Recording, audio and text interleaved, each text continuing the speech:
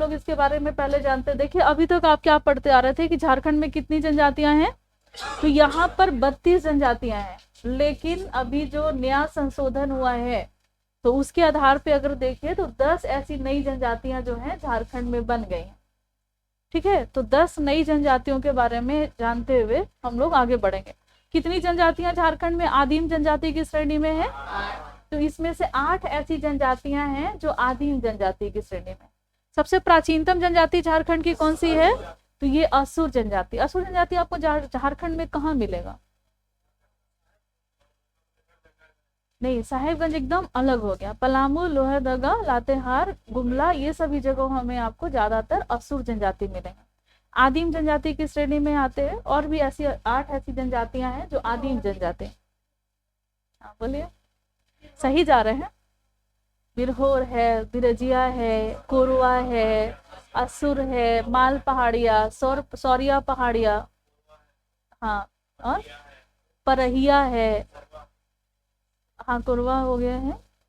बोलिए, हाँ लोकसभा से ये पारित हो गया है। तो नहीं, फरवरी, देखिए यही बात है ना कि अभी झारखंड सरकार अभी इसको अपडेट कहीं पर की नहीं है। ठीक है, तो जो अंतिम जो आपका है वो अप्रैल माह में ये लोकसभा से भी पारित हो गया था और फरवरी में राज्यसभा से पारित हो गया। ठीक है, तो अप्रैल में लोकसभा से भी भारी बहुमत से इसको पारित किया गया है। और ऐसा नहीं है केवल यही 10 थी, 10 झारखंड की। हम लोग झारखंड पे चर्चा करेंगे कि झारखंड की कितनी जनजातियों को किस तरीके से शामिल किया गया और कौन नई बनी जनजाति। 32 जनजाति आप लोग को नाम याद है? हाँ, बहुत हार्ड नहीं है, बहुत आसान है। और सब हम आपको एकदम रटवा देंगे, याद करवा देंगे, कहीं कोई कंफ्यूजन नहीं होगा। शादी वाला भी आपको याद करा दिया जाएगा एकदम, कहीं कोई दिक्कत नहीं होगी। देखिए अब झारखंड की जनजातियों के बारे में देखिए, जब चूंकि मैं भी जब पढ़ाई शुरू करी थी, पहली बार मैं असुर, पहली बार मुंडा, पहली, आप लोग चूंकि रह रहे हो ना यहाँ पे, तो आप लोग के लिए बहुत आसान है, आप लोग रोज सुन रहे हैं, आप लोग उसमें से हैं, आप लोग आसपास हैं। लेकिन जो सिर्फ पढ़ रहा है तो वो पहली बार संथाल सुन रहा होता है, पहली बार वो असुर सुन रहा होता है। तो हम लोग वहां से शुरू करेंगे, ठीक है ना, कि आपके कान में पहली बार मुंडा जा रहा है, पहली बार उरांव जा रहा है, वहां से हम लोग क्लास को शुरू करेंगे।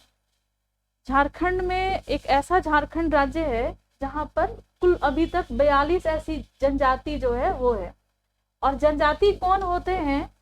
तो ये यही जंगल में, पहाड़ों पर रहने वाले वैसे लोग जो प्राचीन काल से आपके झारखंड में रह रहे हैं और उपेक्षा के शिकार हैं। ठीक है, प्राचीन काल से ही, और वो अभी मुख्य धारा से सही तरीके से नहीं जुड़ पाए हैं। इनमें अभी तक पिछड़ापन बहुत ज्यादा है, अशिक्षा बहुत ज्यादा है, और इनमें नौकरी वगैरह बहुत कम है। परंपरागत तरीके से ये लोग कृषि वगैरह करते आ रहे हैं। तो इन लोगों को क्या है, मुख्य धारा में जोड़ करके लेकर के आना है और इनका भी विकास करना है, लेकिन इनकी परंपराओं को बचाते हुए, क्योंकि ये इनकी खासियत है। ठीक है, जैसे कि मैं अगर सलवार कमीज पहनती हूँ, मैं साड़ी पहनती हूँ, मैं बिंदी लगाती हूँ, तो ये मेरा दुर्भाग्य नहीं है, नहीं, ये मेरी परंपरा है, ये मेरा खासियत है। आप इससे अलग हमको नहीं कर सकते हैं। आप जबरदस्ती हमको वेस्टर्न कपड़ा नहीं पहना सकते हैं, आप जबरदस्ती आप मुझे मना नहीं कर सकते कि हम बिंदी नहीं लगाएं। तो ये मेरी खासियत है। नहीं, अगर जनजाति को अच्छा लगता है जंगलों में रहना, पहाड़ों पर रहना, तो आप उनको खींच करके ला करके आप उनको अपार्टमेंट में नहीं रख सकते हैं। और ये गलत भी नहीं है, अगर वो अपनी जिंदगी को उसी तरीके से पसंद करते हैं, वो उसी में खुश हैं, तो ये उनकी खासियत है। और ऐसी ये परंपरा एक ऐसी है जो उसको हम लोग को बचा के रखना है। पूरे विश्व में बहुत सारे ऐसी जनजाति है जिनको बचाने, क्योंकि ये विलुप्त हो रहा है, ये खत्म हो रहा है, और इस परंपरा को खत्म नहीं होने देना है, इनको बचाना है, इनको सेव करना है। ठीक है, आप अपना, आपको क्या बोला जाता है कि आप बहुत ऊंचाइयों पे जाइए, आप बहुत आगे बढ़िए अपने जीवन में, लेकिन अपनी संस्कृति, अपनी परंपरा को बचाते हुए। चले जाइएगा दिल्ली और वहां जाने के बाद वहां से आइएगा तो बैगन टैगन करने लगेगा तो नहीं ना अच्छा लगता है, अच्छा लगेगा? हम्म, बैगन को टैगन बोल होता है ना, ये चीज वो चीज नहीं होना चाहिए। आप अपनी संस्कृति अपने अपने घर, मैं अपने घर चली जाऊंगी, गांव चली जाऊंगी, और वहां जाने के बाद अगर हम लोगों को पहचानना ही बंद कर देंगे, मुझे पता ही नहीं चलेगा ये सरना स्थल कुछ ऐसा भी कुछ होता है, अखड़ा भी कुछ होता है, आपको याद दिलाना पड़े, तो ये सही नहीं होगा ना। ऐसा होना नहीं चाहिए, होना चाहिए ऐसा नहीं होना चाहिए। तो आप बहुत आगे जाइए, बहुत अच्छा जाइए, लेकिन आप अपनी परंपराओं को बचाइए। तो यहाँ पर क्या है, यही चीज है, चूंकि जनजाति आप लोग पढ़ने वाले हैं तो जनजातियों को बहुत अच्छे से आपको जानना है। और झारखंड एक ऐसा राज्य है जहाँ पर अगर आप लोग इनको अच्छे से नहीं जानिएगा तो यहाँ पर आप नौकरी करने लायक नहीं है, ठीक है? क्योंकि आप आ जाइएगा नौकरी करने के लिए और ना ही आपको इनके बारे में पता है, इनकी भाषा से आप अवगत नहीं है, इनके पसंद नापसंद से अवगत नहीं है, इनकी परंपरा आप जानते ही नहीं है, तो आप इनके लिए क्या नियम कानून बनाइएगा? फिर तो आप डिस्टर्ब करना शुरू कर दीजिएगा। आपको अच्छा लगता है फ्रिज का पानी पीना तो जबरदस्ती उनको फ्रिज का पानी पिलाइएगा, उनको कुआं का पानी अच्छा लगता है वो कुआं का पानी पिएंगे नहीं। और आप उनको, ये ठीक है आप आइए, आ भी रहे हैं और आप उनको हे दृष्टि से देखना शुरू कर दीजिएगा कि क्यों वो जंगलों में रह रहे हैं, क्यों पहाड़ों पर रह रहे हैं, नहीं ना करेंगे आप ये काम। और यही होता आया है इनके साथ, इसीलिए जो दीकू थे उनसे लोग परेशान रहते थे, वो आ तो जाते थे यहाँ पर और यहाँ आने के बाद वो क्या करते थे, यहाँ के लोगों को ही हे दृष्टि से देखना शुरू कर देते थे। इसीलिए इनको आरक्षण दिया गया है बहुत सारी चीजों में, मिला है ना। अब हम लोग वर्तमान परिदृश्य में आते हैं, ये होते हैं शेड्यूल ट्राइब, अनुसूचित जनजाति, इनको आदिवासी वनवासी भी कहा जाता है, जंगलों में रहते हैं ये। और देखिए ये जो एसटी है, अब जैसे कि अब मैं पढ़ा रही हूँ आपको एसटी, और इसमें मैं आपको बताने वाली हूँ कि 10 को शामिल किया गया, तो आपके मन में क्या चलता है, तो भाई सभी को शामिल कर लो, फिर एसटी का मतलब ही क्या रह गया, आता है ना। दूसरी बात आती है, भाई मुझे भी शामिल कर लो, अरे ओबीसी को भी शामिल कर लो, जनरल को भी एसटी में शामिल कर लो, लोग का ये भी डिमांड रहता है भाई हमको भी शामिल कर लो।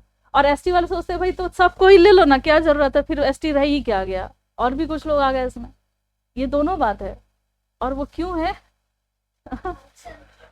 नहीं, ये प्रॉब्लम्स क्या है, ये है गरीबी, ये है बेरोजगारी। अगर सबको सही तरीके से हर किसी को रोजगार मिल रहा होता, कोई गरीब नहीं होता, विकसित देश होता हमारा, जिस तरीके से अमेरिका है, कनाडा है, या फिर ये यूरोपियन कंट्री में चले जाइए, वैसा कोई देश होता तो ये मारामारी रहता ही नहीं। फिर क्या अंतर था एसटी में और जनरल में, या फिर ओबीसी में या जनरल में? नहीं, आप भी हर कोई सुखी संपन्न होता, कोई भ्रष्टाचार नहीं होता। क्यों भ्रष्टाचार है भाई? क्योंकि हमारा रोजी रोटी 1000 में नहीं चल रहा है भाई, मेरा लाइफ जो स्टाइल है वो 1 लाख चाहिए तब होगा पूरा, तो 1 लाख कहाँ से आएगा? आपको तो पेमेंट तो 1000 रुपया मिल रहा है, तो भ्रष्टाचार होगा ना फिर, नहीं। तो ये अब क्या है कि अब बहुत सारे ऐसे समुदाय हैं वो चाहते हैं कि हम एसटी में शामिल हो जाएं, और पहले क्या था, लोग इनसे बच के निकलता था, ये रियलिटी है, इसलिए इनको आरक्षण मिला है। आप इनको हे दृष्टि से देखते थे और अब आप चाह रहे हो कि हम इसी में शामिल हो जाएं, क्यों भाई? हाँ, इसलिए क्योंकि रोजगार चाहिए आरक्षण चाहिए ना, ये भी सच्चाई है। अब हमको इससे कोई मतलब नहीं है कि हम ब्राह्मण है कि क्षत्रिय है कि ये शूद्र है, या फिर हमको इससे कोई मतलब नहीं है, हमको मतलब है कि मेरे पेट में अनाज है कि नहीं, यही मतलब है ना भाई, मेरा रोजी रोटी इसी से चलने वाला, तो यही बन जाते हैं। तो क्योंकि अब आप लोग जानने वाले हैं वो कौन सी 10 ऐसी जनजातियां हैं जिनको शामिल की गई है, लेकिन क्यों की गई है। रीजन ये था कि इनका जो रहन सहन था, इनका तरीका जो था, इनका बोल चाल था, और ये जब से रह रहे थे झारखंड में, ये काफी कुछ हद तक ये बिल्कुल एसटी जैसे ही था, जैसा एसटी का होता है। क्राइटेरिया होता है ना एसटी बनाने का कि किस तरीके से आप एसटी में शामिल होंगे, तो उस क्राइटेरिया को ये लोग फुलफिल कर रहे थे। और ये कई वर्षों, जैसे भोक्ता समुदाय है, अब एक ऐसा समुदाय था भोक्ता, इनको शामिल किया गया है। झारखंड के उत्तर में ये लोग निवास करते हैं। अब इनको भी खेरवार की उपशाखा थी, और ये अनुसूचित जाति में ये आ गए थे गलती से। पहले जनजाति थे, लेकिन इनको अनुसूचित जाति में फिर शामिल किया गया। लगभग 72-75 वर्षों से ये अपने अधिकारों के लिए लड़ रहे थे, और अब जाकर के इनको एसटी में शामिल कर लिया गया है। ठीक है, तो इनका बहुत लंबा एक, और ये अनुसूचित जाति में ये शामिल थे। और भी कुछ ऐसी जातियां हैं जिनको एसटी में शामिल किया गया है, सबको हम लोग एक एक करके पढ़ेंगे। तो एसटी में शामिल करने का जो तरीका होता है वो आपको संसद से उस विधेयक को पास करवाना होता है। ठीक है, तो ये मांग जो थी सबसे पहले राज्यसभा में उठी थी, राज्यसभा से फिर आया वो, उसमें से पारित होकर के फिर ये लोकसभा में आया। फरवरी से आ गया अप्रैल, और ये वर्ष था 2022 का, समझ रहे ना आप। 2022 में 10 जनजाति को झारखंड में की जनजातियों में, अब किस किस कहाँ पर इनको शामिल किया गया है उसको भी हम लोग देखेंगे। तो नए बने जनजातियों का जो संक्षिप्त विवरण है वो 5 अप्रैल 2022 का बात है। अब इस दिन क्या हुआ था 5 अप्रैल 2022 को, कि संसद जो थी लोकसभा में वो एक विधेयक को मंजूरी दी, जिसमें राज्य के झारखंड के भोक्ता समुदायों को अनुसूचित जातियों यानी कि एससी से निकाल करके, जो भोक्ता थे उनको एससी से निकाल करके अनुसूचित जनजाति की सूची में डालने का ये विधेयक था। दूसरा कि कुछ अन्य समुदायों को भी जनजाति की सूची में शामिल करने का प्रावधान था। तो ये जो प्रावधान था इसको मंजूरी मिल गई ये अप्रैल 2022 में, 5 अप्रैल 2022 को। आगे जानते हैं हम लोग,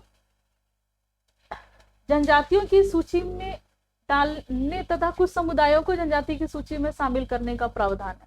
लोकसभा ने संविधान संशोधन विधेयक 2022 को लोकसभा में ध्वनि मत से पारित किया गया और इसे मंजूरी मिली गई। इस विधेयक के माध्यम से झारखंड राज्य के संबंध में अनुसूचित जातियों की सूची में भोक्ता समुदायों को लोप भी करना था, वहां से उनको हटाना, एक ये भी तो प्रक्रिया है। मान लीजिए कि आपके लिए कोई नया नियोजन नीति बनाया जाएगा तो पहले वाले नियोजन नीति को हटाया जाएगा ना, या फिर उसमें जिस जगह पे संशोधन किया जाना है उसका मेंशन होगा। तो यहाँ दिया हुआ है कि उसको लोप करना था, और ये कौन सा था, तो समुदायों को लोप करने के लिए क्या किया गया कि संविधान अनुसूचित जातियां आदेश 1950 और झारखंड राज्य के संबंध में अनुसूचित जनजातियों की सूची में कुछ समुदायों को सम्मिलित करने के लिए संविधान अनुसूचित जनजाति, देखिए यहाँ जाति लिखा हुआ और यहाँ लिखा हुआ है जनजाति आदेश संख्या आदेश 1950 वर्ष है ये, इसका संशोधन करने का प्रस्ताव किया गया था।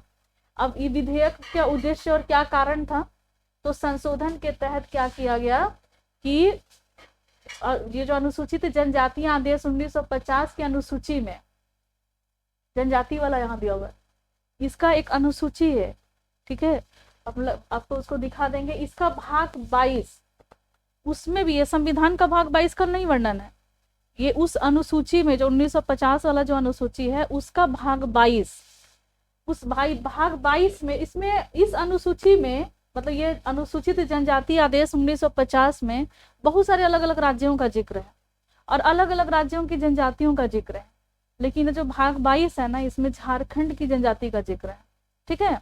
और इस भाग 22 में जहां झारखंड का जिक्र है उसमें भी वहां 16 प्रविष्ट 16, इसमें कहा किसका वर्णन था, खरवार का। खरवार पहले से था इस प्रविष्ट 16 में। खेरवार झारखंड की एक जनजाति है, ठीक है। मैंने बोला कि आपको पहली बार भी अगर सुन रहे होंगे खरवार, तो झारखंड की एक जनजाति है खेरवार, इसके बारे में हम लोग पढ़ेंगे। 32 जनजातियां और 42 जनजाति जब पढ़ेंगे तो इसमें हम लोग खेरवार के बारे में जानेंगे। तो ये पहले से ही एक जनजाति है, ऑलरेडी ये प्रविष्ट 16 में इसका मेंशन किया हुआ है, लेकिन अब उसी में कुछ और जनजातियों को शामिल कर लिया गया। ये प्रविष्ट 16 की बात हो रही है सिर्फ, इसमें और कौन कौन सी को शामिल किया गया, तो ये भोक्ता है, देशवारी है, गंझू है, दौलतबंदी है, पटबंदी है, राउत है, मझिया है और खैरी है। ये याद रखिएगा, कुल मिलाकर के ये 8 हो जाते हैं, ठीक है। तो 8 को प्रविष्ट 16 में शामिल किया गया है खरवार के साथ, क्लियर है ना। और ये भाग 22 में इसका वर्णन है जिसमें झारखंड राज्य का दिया हुआ है जिक्र, क्लियर हो गया? अब देखिए ये 16 का था, अब हम लोग प्रविष्ट 24 में जाते हैं। प्रविष्ट 24 वहां पर मेंशन किया हुआ है कि पतार, उसमें पतार दिया हुआ है। पतार के बाद तमरिया अंतर स्थापित किया गया है। पातर या पतार जो होता है ये, हाँ, ये किसी जनजाति की उप जनजातियां भी होती हैं, ठीक है, जैसे कि खेरवार की उप जनजाति भोक्ता थे, वो उप मतलब अनुसूचित जाति, तो ये उप जनजाति हो सकता है पतार, ये इसके बारे में हम लोग डिटेल देखेंगे। लेकिन प्रविष्ट 24 में पतार दिया हुआ है। अब पतार के साथ साथ एक जाति को डाला गया है, और वो कौन सी जाति है, जनजाति, ये तमरिया। तो एक और जनजाति कौन हो गई, तमरिया। और एक प्रविष्ट 32 है, इसमें पुराण समुदाय को शामिल किया गया है। तो प्रविष्ट 32 में किसको शामिल किया गया, पुराण को। प्रविष्ट 24 में किसको शामिल किया गया, तोमरिया को। और भाग 22 के प्रविष्ट संख्या 16 में किसको शामिल किया गया है, तो भोक्ता है, गंजू है, देशवारी है, दौलतबंदी है, पटबंदी है, राउत है, मझिया है और खैरी है। तो ये नई जनजातियां हो गई मिलाकर के 10। तो ये लोकसभा में तो ध्वनि मत से इसको पारित कर दिया गया। झारखंड के अभी किताब, चूंकि कोई ऐसी किताब नहीं आई है जो कि अपडेटेड आपको मिलेगा, तो इसलिए नहीं, एक ही हुआ,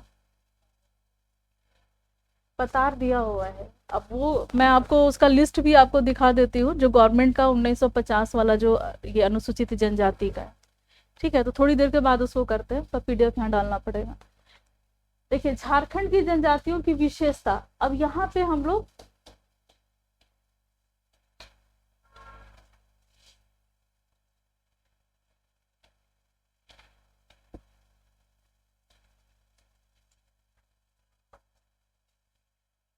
चलिए 1 मिनट देखते हैं PDF सही से लगाएगी।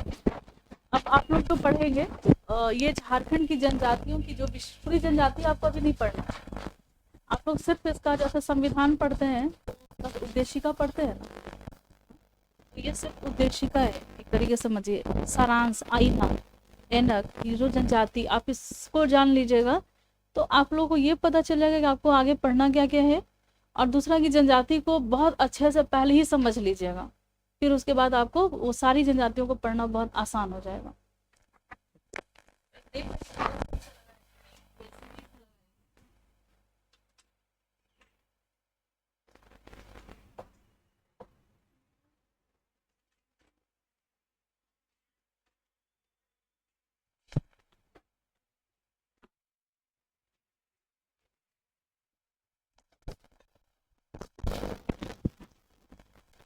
देखिए जब आप जनजाति जब आप पढ़ेंगे, वो उनकी विशेषताओं में आप लोग को जानना क्या क्या है कि इनकी प्रजाति कौन सी है, कैसे प्रजाति, मतलब वो प्रजाति आपको,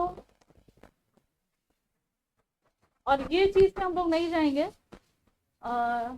वैसे ही चीजों को मैंने लिखा है जो कि बहुत इंपॉर्टेंट है। और सभी जनजातियों को हम अलग करके इस तरीके से नहीं कि हाँ इनका कद ऐसा होगा तो इनके बाल ऐसे होंगे तो इनका रूप रंग ऐसा होगा, या फिर इनको इनका वो सब पे हम लोग नहीं जाएंगे, ऐसा क्वेश्चन आपसे पूछा भी नहीं जाता है और ये जानना अच्छा भी नहीं है। हम लोग जैसे हैं, हम लोग जो भी, हम लोग बहुत अच्छे, हम लोग अनोखे हैं। आज मैं वही रास्ते में आ रही थी, मैं सोचते हुए आ रही थी कि हर किसी का जीवन, जैसे मैं, ठीक है, हो सकता है कि आपको ऐसा लगता हो कि मेरा रहना ना रहना कोई फर्क नहीं पड़ता है, आप लोग सुनते होंगे, मतलब वो आपका इमोशन हम समझ सकते हैं, लेकिन चूंकि मैंने अपना उस तरीके का बनाया हुआ है। लेकिन अगर हम आज से 10 साल पहले जाते हैं तो आप सोच सकते थे कि क्या फर्क पड़ता है, रहे ना रहे। जैसे कि अभी एक एक्सीडेंट हुआ, कहाँ पर, दिल्ली, उस माटे में, दिल्ली में, बिल्कुल। तो एक लड़की थी, अब हो रहा है कि 2 दोस्त थी, वो लोग दोनों दोस्त एक स्कूटी पर बैठ करके वो आ रही थी। अब वो स्कूटी अदर अलग से कार वाला आया, और कार वाला जो था वो क्या किया कि इसको टक्कर मारा, ये तो पता नहीं कैसे बच गई, गिर गई, क्या हुआ पीछे वाली, और ये अपने टप टप अपने घर चली गई। हाँ, हाँ। और इतना बड़ा एक्सीडेंट था, खरोच भी नहीं आया था ना, क्या बोले,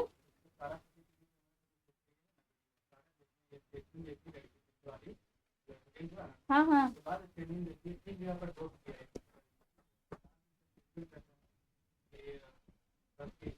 होने के बाद इसको जो मतलब वो जो लड़का इससे पहले के 3 अलग अलग या फिर ये भी मतलब वो तो खैर हम मेरा अपना सोच है, मेरा सोच लेने आ कौन रहा है कोई, वो तो दिल्ली वाली बात है। तो वहां पर पत्रकार घूम रहे हैं और लोग पूछ रहे हैं एक दूसरे से, कोई निधि तो है नहीं कि मेरा कोई आ रहा है मांगने के लिए कि आप क्या सोच रहे हैं। हाँ बीच का तो दरवाजा खटखटा रहा है। पत्रकार भी बहुत अजीब है, वो दौड़ता है पीछे, मतलब वो जीने नहीं देगा अगर जान जाएगी सब बात कुछ ना कुछ क्लू है तो। लेकिन हर किसी के मन में कुछ सवाल होता है, कुछ सवाल मेरे मन में भी है, कितना बड़ा एक्सीडेंट था तो इनको कुछ कैसे नहीं हुआ अगर। और इनका कहना है कि सारी गलती इनकी है कि अगर ये आए और ऐसे दबा दिए और ये जो है इसके नीचे चली गई और लगभग 12-14 किलोमीटर जो है इसी तरीके से घसीटाते हुए गई, यहाँ तक इसका ब्रेन व्रेन भी जो था वो खत्म, मतलब वो मिला ही नहीं, मिसिंग है। पैर का जो ये जो ऐसे घिसा रहा था तो ये पूरा मांस हट करके और पूरा केवल हड्डी ही है। तो ऐसा रोड एक्सीडेंट था ये, और पूरा सब कुछ ढीला ढुला हुआ था। ऐसा 12 किलोमीटर इनको घसीटा गया है। तो मेरे कहने का मतलब है कि कहाँ शुरू हुए थे, अरे क्यों शुरू हुए थे हाँ? तो जीवन के बारे में बता रहे, किसका जीवन कितना अनमोल है। ठीक है, ये बात इसलिए बहुत ज्यादा इम्पोर्टेंट है क्योंकि दिल्ली में जो है कि दिल्ली सरकार जो है इसके हाथ में पुलिस नहीं है, नहीं है ना, ये पुलिस केंद्र की है। और ये दिल्ली सरकार जो है ये अपना है, और शुरू से दिल्ली सरकार का मांग था कि मेरे हवाले कर दो। अब कोई भी इस तरीके का कोई घटना घटता है तो ये सरकार के ऊपर उंगली उठती है। अब सरकार फेंकती है केंद्र को, केंद्र फेंकती है सरकार को, दिल्ली सरकार को। इसीलिए ये मैटर जो है ये बहुत ज्यादा हाईलाइटेड भी है। और दूसरा कि इस तरीके की घटनाएं जो है बहुत निर्मम, और इस तरीके का, और चूंकि महिला वाला भी बात है और बहुत निर्ममता से, क्रूरता से हत्या ही कहा जा सकता है इसको, कि अगर आपके गाड़ी के नीचे एक पन्नी पलट फंस जाता है तो कितना आवाज करता है। एक एक महिला आपकी गाड़ी के नीचे है, आपको पता ही नहीं है कि गाड़ी के नीचे कुछ दबा हुआ है, कोई आदमी है जो आप घसीटते हुए 12 किलोमीटर चले, किस धुन में थे आप। अगर आपको पता है तो आप सोचे कि चलो मर ही जाए अच्छे से। हाँ, और वो भी क्रूरता हो गया ना, ये तो बहुत ज्यादा। तो इस तरीके की घटना होनी नहीं चाहिए। जीवन कितना कीमती है, जैसे मैं आ रही थी तो मैं बोल रही कि नहीं मेरा जीवन कीमती है क्योंकि हमको अपने देश को बहुत कुछ दे करके जाना है, और वो हम ही कर सकते हैं। जो काम हमको करना वो हम ही कर सकते हैं ना, और हम किसी से करवाएंगे उससे अच्छा है कि हम खुद ही करें। और अब हम चाहते हैं पूरे देश को, विश्व को कुछ दे करके जाना, और दे करके जाएंगे। इसलिए हम अपने जीवन को बचा के रखना चाहते हैं, सेव करके रखना, चाहे कुछ भी परेशानी आएगी हम अपने जीवन को कभी भी मरने नहीं देंगे, हम खत्म नहीं हुआ, खुद से कैसा नहीं करेंगे। ऐसे किसी को, किसी की लाइफ में क्या कब हो जाएगा कुछ भी नहीं कहा जा सकता। खुद से ये काम कभी नहीं करना चाहिए। अपना जीवन कीमती है। बहुत लोगों को आपने देखा होगा, जैसे कि अभी एक और घटना घटा इस बीच में, एक किसी ने आत्महत्या कर लिया। किसने किया? तुनिशा, तुनिशा शर्मा। इन्होंने क्या किया, 20 साल की उम्र में आत्महत्या कर ली। ये होना चाहिए? नहीं होना चाहिए किसी भी युवा को। हाँ, नहीं करना है ना। आप लोग सुने हैं उनके बारे में? कौन कौन जानता है कि क्यों एक लड़की है जो 20 साल की उम्र में आत्महत्या कर ली, और टेलीविजन से वो संबंधित है, पिक्चर में भी उन्होंने काम किया था, तो उन्होंने आत्महत्या किया। लेकिन ऐसा नहीं होना चाहिए। जीवन बहुत कीमती होता है, और हर कोई, अब जैसे बहुत लोग सोचता है कि मेरा रंग रूप इस तरीके से क्यों है। अब मैं ही सोचती थी जब मुझे ज्ञान नहीं था, अब बहुत ज्यादा ज्ञान की प्राप्ति हो गई। इतना तो ज्ञान की प्राप्ति हो गई कि स्मार्टनेस क्या होता है, सुंदरता क्या होता है, अच्छाई क्या होता है, उसको आइडेंटिफाई हम कैसे कर सकते हैं। नहीं तो हमको अपने रंग पे बहुत ज्यादा ये था कि क्यों हम इस रंग के हैं, मम्मी हमको गोरा क्यों नहीं करी, वो गोरे आदमियों ने बहुत अच्छा लगता है, गोरे लोग बहुत पसंद किए जाते हैं। और बहुत रोते थे। क्या क्या बोल रहे हैं?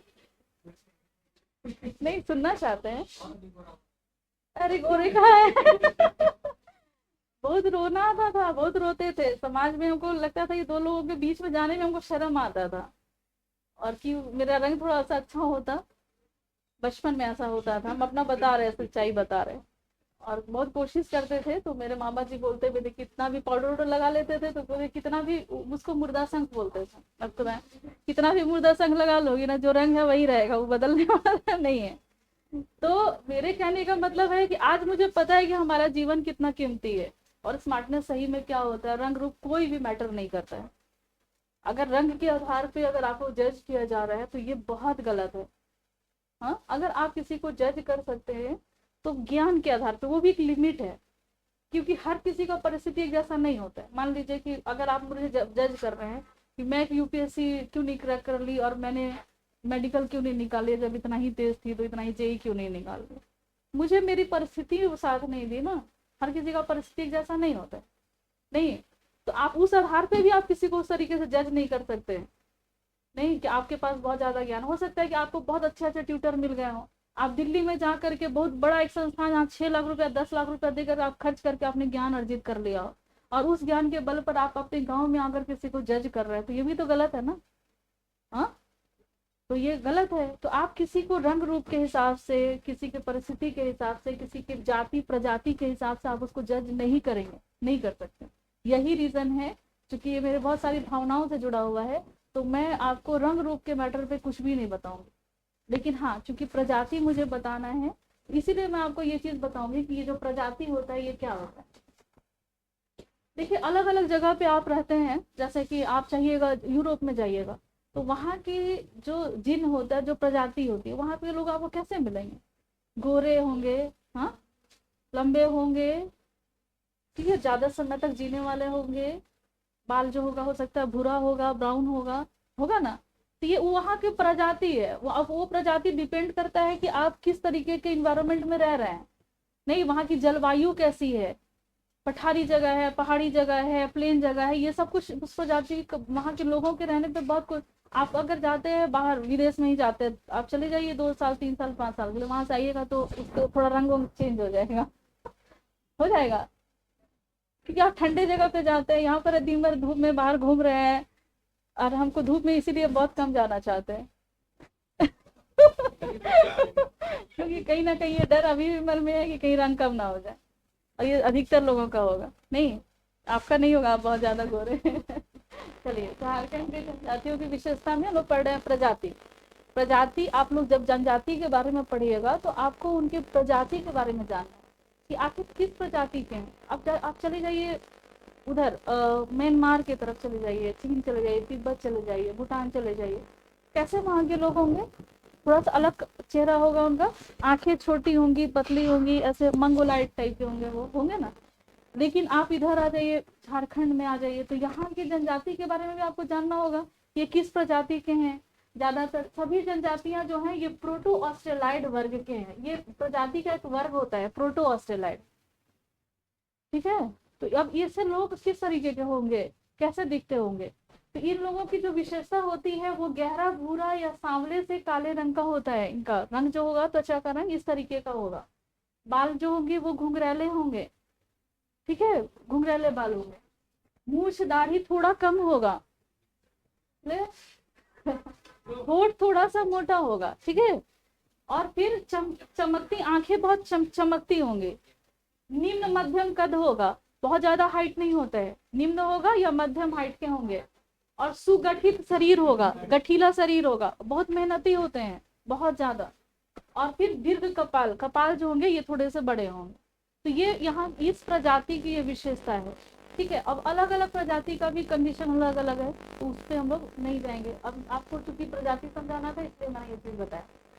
ए रक्त समूह के साथ साथ बी रक्त चिन्ह की विशेषता, मतलब ए और बी रक्त समूह आपको ब्लड ग्रुप जो होगा, A blood group B blood group के लोग ज्यादा मिलेंगे आपको इस प्रजाति में। हाँ, मतलब बहुत सारी ऐसी जनजाति जैसे असुर जनजाति, उसमें आपको बी वाले ज्यादा मिलेंगे, लेकिन ए बी की रक्त वाले जो आपको ज्यादा मिलेंगे इस जनजाति में।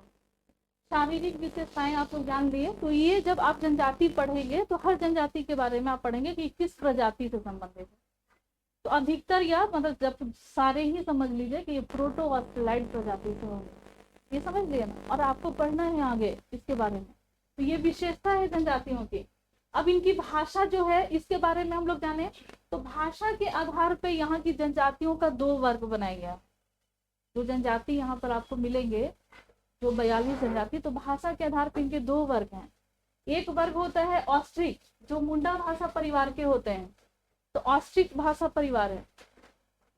और दूसरा जो होता है वो द्रविडियन, तो यानी कि जैसे कुडुक जनजाति, कुडुक कौन होते हैं? उरांव, झारखंड में एक जनजाति है उरांव, इनकी जो भाषा होती है वो कुडुक होती है, और ये खुद को कुडुक कहलाना पसंद करते हैं। ठीक है, कुडुक मतलब क्या होता है? मनुष्य, मनुष्य। और अधिकतर हर जनजाति जो है वो खुद को मनुष्य कहती है। जैसे होरो, होरो को, इसका मतलब क्या होता है? मनुष्य ही होता है। अलग अलग जनजातियां जो हैं अपने आप को अलग अलग मनुष्य के नाम से बुलाती हैं, और ये खुद को मनुष्य ही मानते हैं। ऑस्ट्रिक मुंडा भाषा और द्रविडियन, ये 2 वर्गों में भाषा को विभाजित किया गया है। अब जैसे कि ऑस्ट्रिक जो हो गया, से सभी ऑस्ट्रिक भाषा परिवार की जनजाति, मतलब ऑस्ट्रिक मुंडा भाषा परिवार और जितने भी भाषा परिवार हैं सभी इसी में आते हैं। और कुडुक उरांव, जैसे उरांव जनजाति, और माल्टो, माल पहाड़िया और सौरिया पहाड़िया की भाषा है ये। माल पहाड़िया, सौरिया पहाड़िया झारखंड की जनजाति है, और जो आदिम जनजाति की श्रेणी में इनको रखा गया है। और माल पहाड़िया, सौरिया पहाड़िया आपको मिलेंगे कहाँ पर? तो संथाल परगना वाले क्षेत्र में ज्यादातर आपको वहां पर मिलेंगे। इनकी भाषा जो होती है वो माल्टो, ये द्रविड़ मतलब द्रविडियन समूह की ये भाषा है। तो 2 वर्ग में, विशेषकर 2 वर्गों में भाषा को विभाजित किया गया। जनजातियों की भाषा जो, आखिर ये कुछ बोलते होंगे ना, इनकी जो भाषा है ना, यही भाषा को 2 भागों में बांटा गया। कुछ जनजातियों की बोली सदानी होता है। अब सदानी जैसे इंडो आर्यन, ये जो भाषा वर्ग है ये Indo Aryan, European, Indo Aryan भाषा, ये समूह की भाषा है ये सदानी। और देखिए, कोई भी जनजाति अपने लिए जाति सूचक शब्द का प्रयोग नहीं करती है, और अपने आप को क्या बोलती है? ये मनुष्य कहलाती है। कोई जाति सूचक शब्द इनका नहीं होता है अपना, इनकी मतलब इनको इनकी जाति को अलग अलग डिवाइड करने के लिए ये मनुष्य खुद को कहलाना पसंद करते हैं।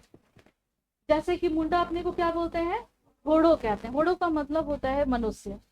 क्लियर है? ये क्वेश्चन पूछा हुआ है एग्जाम में, इसीलिए इसको हम लोग थोड़ा सा ज्यादा अच्छे से पढ़ेंगे। उरांव अपने को क्या कहते हैं? कुडुक, और कुडुक का मतलब क्या होता है? मनुष्य होता है। संथाल अपने को होड़ कहते हैं, और सभी का अर्थ जो होता है क्या होता है? मनुष्य होता है। जनजातियों को अनुसूचित जनजाति की के श्रेणीबद्ध होने का इतिहास लंबा है और बहुत पुराना है। जो जनजाति झारखंड के हैं उनको अलग अलग श्रेणियों में, अलग अलग समय में, अलग अलग जनजाति के वर्ग में डाला गया है। अब इसका हम लोग इतिहास पढ़ेंगे, क्या इसका इतिहास रहा है। जैसे कि जनगणना जब होती थी तो उस समय में पता चलता था कि हाँ ये जनजातियां यहाँ पर है, इनको ये जनजाति है और इनको इस वर्ग में रखना है, और इनकी इतनी संख्या है, इसमें इतने शिक्षित हैं, इतने गरीब हैं, और इतने ऐसे हैं, उनका कंडीशन जो होता था वो पता चलता था। तो जनगणना के आधार पर भी, और अभी क्या है, अभी थोड़ी थोड़ी जनगणना हुआ है। जनगणना 2011 में हुआ था, उसके बाद से अभी तो कोई जनगणना हुई नहीं, जबकि 2021 में होनी थी। कोरोना की वजह से भी हो सकता है कुछ डिले हुआ, और कुछ और भी है, कुछ और भी इसमें चीज जोड़ना है, क्या घटाना है, वो सब कुछ पे भी मंथन चल रहा है। 2022 से चला गया, देखते हैं 2023 में जनगणना होती है कि नहीं होती है। ठीक है, और संभावना है कि 2023 में जनगणना होए। तो अब जनगणना से भी बहुत कुछ जानकारी आपको मिलेगी, जैसे यहाँ की जो जनजाति जो है उनके बारे में भी पता चल जाएगा, उनकी संख्या अभी कितनी है, क्या है। तो ये जनगणना जो है ये निश्चित कर देगी, और इसके बाद आपको शामिल भी कर लिया जाएगा यहाँ की जो सूची है जनगणना ये जनजातियों वाली, उसमें भी।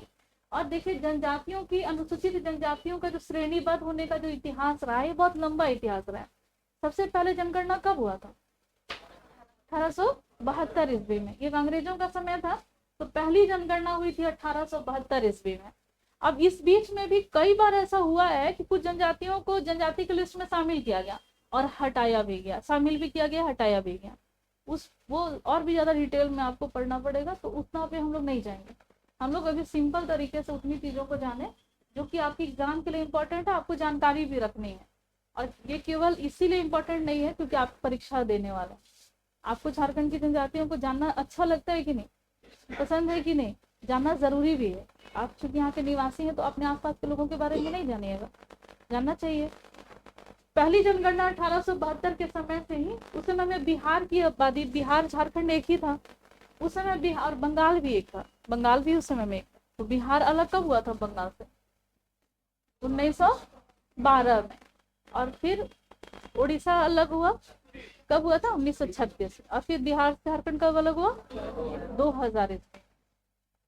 तो इस समय में बिहार की आबादी में जनजातीय घटकों की चर्चा मिलती है, जिनका मुख्य निवास स्थल, इतना ही हम लोग को जानकारी है इसके बारे में कि यहाँ जनजाति थे बिहार, जिनका मुख्य निवास स्थल कहाँ पर था?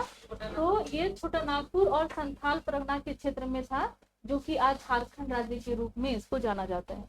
तो उस जब जनगणना हुई थी 1872 में, अब उसका आधार क्या रहा था, क्या क्या जानकारी हम लोग को मिली थी, किस जनजाति का मेंशन था, वहां तक नहीं जा करके इतना जानिए कि इसमें जनजातियों के बारे में जिक्र था, और ये बताया गया था कि जो जनजाति हैं वो ज्यादातर कहाँ रह रहे हैं? छोटा नागपुर और संथाल परगना वाले क्षेत्र में रह रहे हैं, और इसी को अलग करके हम लोग का बनाना अलग राज्य झारखंड।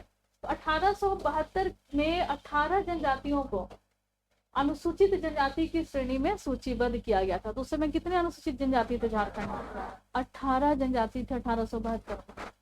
1931 की जनगणना हुई, उस समय में 26 जनजाति सूची में आ गए थे। 1931 आते आते कितनी जनजाति आ गए थे? 26 जनजाति। जब 1941 की जनगणना हुई थी, उस समय में बैगा, बेदिया और लोहरा, इनको भी शामिल कर लिया गया। अब इनकी संख्या कितनी हो गई? अब इनकी संख्या 29 हो गई। बैगा, बेदिया और लोहरा को शामिल किया गया, फिर इनकी संख्या हो गई 29। फिर 1956 में, अब ये जनगणना हुआ था नहीं हुआ था ये तो मुझे नहीं पता है, शायद नहीं हुआ था जनगणना, लेकिन 1956 में इस समय में इनकी संख्या हो गई थी 30, बढ़ गए थे 1। 8 जून 2003 को कंवर और कोल को भी अनुसूचित जनजाति की श्रेणी में शामिल कर दिया गया था। कंवर और कोल, तो जो अंतिम में 2003 में बना था वो कोल जनजाति था। ये वर्ष था 2003 का। तो इस समय कोल और कंवर इन दोनों को शामिल किया गया। अब झारखंड में अब तक कितना 2003 से पढ़ते आ रहे हैं? 32। और जो नया अभी तक जो रिपोर्ट है वो भी आप लोग जान लिए कि 10 और बढ़े, कौन कौन से बढ़ गए वो भी आप लोग जान। जब स्वतंत्रता के बाद सरकार ने, जब भारत स्वतंत्र हुआ 1947 में, उसके बाद सरकार ने 8 जनजातियों को, झारखंड की 8 ऐसी जनजाति है जिनको किसका श्रेणी में शामिल किया गया है? आदिम जनजातियों की श्रेणी में। आदिम जनजातियों की श्रेणी में शामिल करने का जो क्राइटेरिया है वो ये है कि ये प्राचीनतम काल से जो इनकी परंपरा रही है,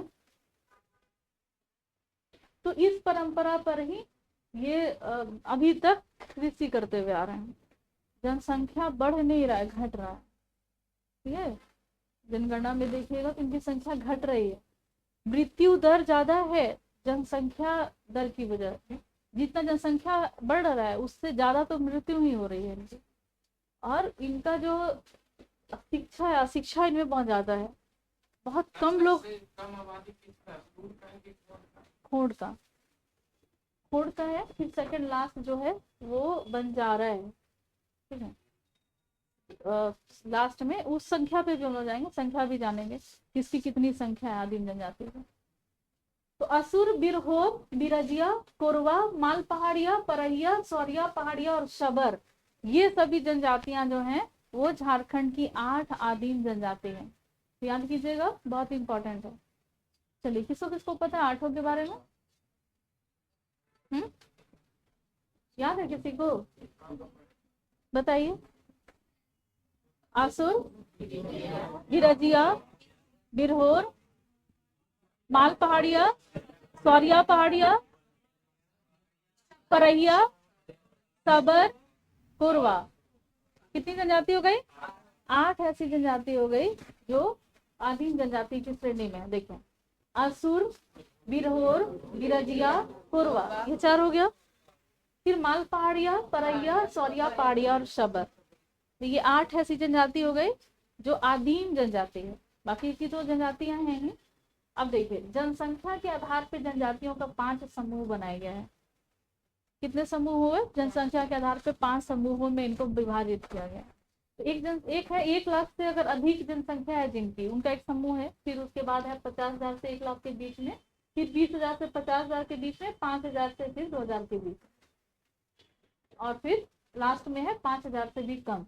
तो पहली जो आधार है, यह है 1 लाख से अधिक की जनसंख्या जिन जिन जनजातियों की है, उसको हम लोग देख लेते हैं। देखिए, अभी तो 10 जनजाति जो आप एक्स्ट्रा जो पढ़ेंगे उसको अभी इसमें नहीं शामिल किया गया है।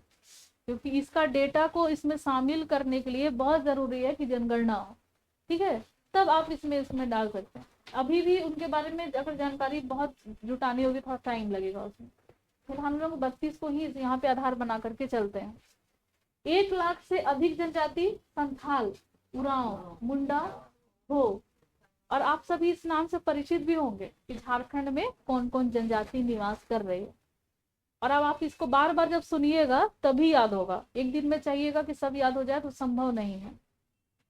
नहीं तो पहले ऐसा लगेगा कि बैगा, पहली बार तो सुन रहे हैं, कैसे याद होगा, नहीं तो, लेकिन आप अजूबा भी लगेगा, ये ऐसा भी कोई नाम होता है और कैसे हम लोग याद करेंगे।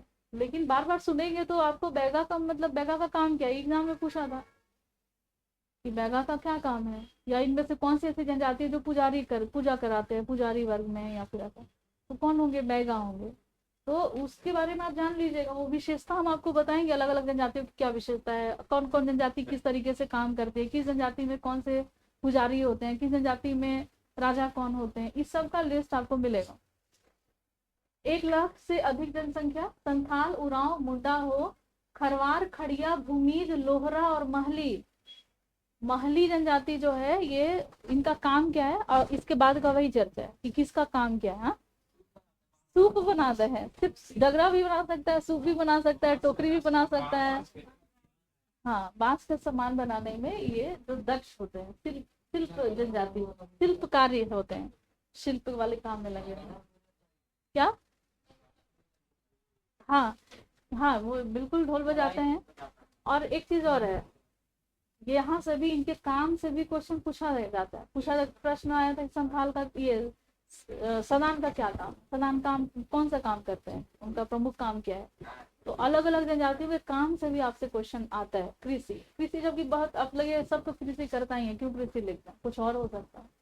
तो ये आंसर आप तभी कर सकते हैं, और निगेटिव भी मार्किंग है आप लोग के एग्जाम में, है ना। तो ये आंसर तभी आप कर सकते हैं जब एकदम कॉन्फिडेंट हो और एकदम पता हो कि हाँ किनका काम क्या है।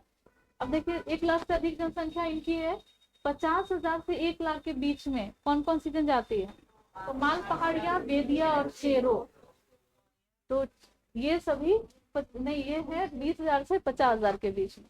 तो ये 50,000 से 1 लाख के बीच में माल पहाड़िया, बेदिया और शेरो आते हैं। 20,000 से 50,000 के बीच में सौरिया पहाड़िया, सौरिया, करमाली, चीक बड़ाई, गोड़, परैया। चीक बड़ाई का क्या काम है, चीक बड़ाई क्या काम करते हैं, हाँ, कपड़ा बुनने का काम जो होता है वो इनका होता है। गोड़, परैया, किसान, कुरवा और कोरा, ठीक है। तो ये कोरा भी जनजाति है, कोरवा भी है, परैया है, किसान है, गोड़ है, बड़ाइक है, चीक बड़ाई, करमाली और सौरिया पहाड़िया भी इसको बोलते हैं। तो ये सभी जनजातियां हैं जिनकी संख्या 20,000 से 50,000 के बीच में है।